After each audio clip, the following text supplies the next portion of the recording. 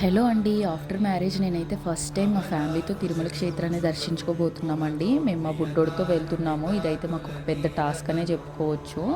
So అక్కడికి చేరుకున్నాక అంతా వెంకటేశ్వర స్వామి చూసుకుంటారండి. So తిరుపతికి వెళ్ళడానికి మనకైతే పెద్దగా ఖర్చు అయితే ఏమైపోదండి. చాలా తక్కువ ఖర్చులోనే మనం తిరుమల క్షేత్రాన్ని అయితే దర్శించుకోవచ్చు. మనకి ఓన్లీ ట్రాన్స్పోర్ట్కి సంబంధించి మాత్రమే ఖర్చు అవుతుంది.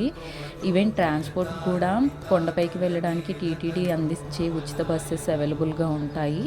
సో వాటి వల్ల మనకి లేట్ అవుతుంది. ట్యాక్సీస్ అవైలబుల్గా ఉంటాయండి. సో మేము ట్యాక్సీ ద్వారా వెంకటాద్రి నిలయానికి అయితే చేరుకున్నాము. ఇక్కడ టోకెన్ తీసుకున్నామండి. ఇక్కడ మనకి ఫుడ్, వాటర్, వాష్రూమ్స్ అన్నీ ఉచితంగా లభిస్తాయండి.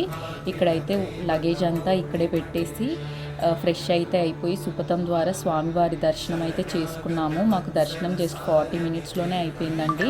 అంతా మా బుడ్డోడి దయ. ఇలాంటి పీక్ టైంలో దర్శనం అనేది చాలా ఎర్లీగా అయిపోవడం అనేది సాధారణ విషయం. మన తిరుపతి క్షేత్రం అనేది ప్రపంచంలోనే అత్యధిక ధనిక దేవాలయం అండి. అంతేకాకుండా ఎక్కువ మంది భక్తులు దర్శించే పుణ్యక్షేత్రం అండి. అలాంటి పుణ్యక్షేత్రం మన రాష్ట్రంలో ఉందంటే అది మన తెలుగు వాళ్ళ అదృష్టం అనే చెప్పుకోవచ్చు.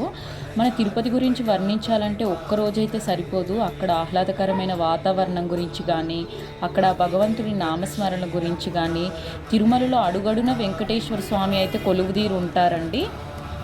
భగవంతుని స్మరించి దర్శించుకున్న వాళ్ళకి మాత్రమే ఆ అనుభూతి అనేది తెలుస్తుందండి. నేనైతే ఫస్ట్ టైం నా పేరెంట్స్తో వెళ్ళినప్పుడు నాకైతే ఆ భగవంతుని దర్శనం అయిన వెంటనే ఎమోషనల్గా ఫీల్ అయ్యాను. కళ్ళల్లో వాటర్ వచ్చేసాయి. సో ఇప్పుడు కూడా సేమ్ అలానే జరిగింది. సో నేను నా ఫ్యామిలీతో వెళ్ళినప్పుడు కూడా కళ్ళల్లో వాటర్ వచ్చేసాయి ఫస్ట్ టైం ఆ భగవంతుని చూసిన వెంటనే. సో నాలాగా మీకు ఎంతమంది కనిపించిందో కమెంట్ చేయండి.